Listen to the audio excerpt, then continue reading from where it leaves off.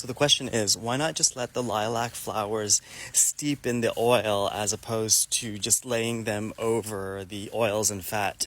Wouldn't it be easier, right? Well, fundamentally, those are two very different processes in perfumery. If you're letting the flowers steep in any types of carriers, that's a type of extraction. So think of it this way. When you are doing a technique of enfleurage where you're just setting the flowers on top of the fats and then the oils, you're capturing, kind of like bottling up the delicate scents.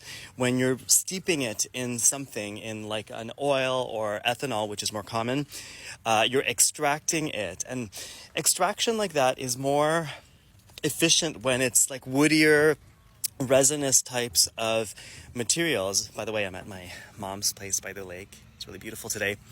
So yeah, extraction is really, really great for anything that's woody, resinous. Like example, if you're taking vanilla beans and you're putting it in an oil and letting that steep for, like a month or so, or ethanol, which is much more volatile, really, really great for that, but not so great for things that are delicate.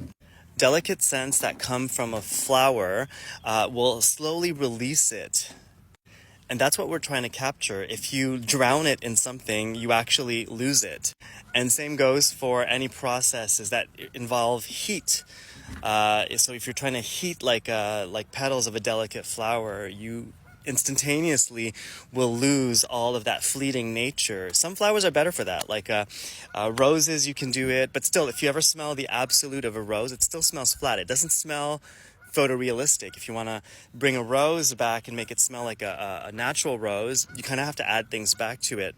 But that being said, it is possible to create a tincture from lilacs. The only thing is that it won't smell like a true lilac. You're not going to get that delicate smell that we recognize. You're going to get something that's a little bit more bitter, more woody, because it's really just pulling all the scents that are like within that plant. So not just the volatile aromas that are coming from the flower, right? Anyways, you know what I'm going to do just for the sake of experimentation and for the sake of science? I'm actually going to go ahead and also start a tincture of lilacs just to be able to compare the two. And I'll kind of walk you through that because, again, to try to keep those scents, you have to be like really diligent in changing the lilacs as well. It's a whole other thing. So anyways, I'll do that. But long story short is that you can make a tincture with lilacs. It just won't smell the same.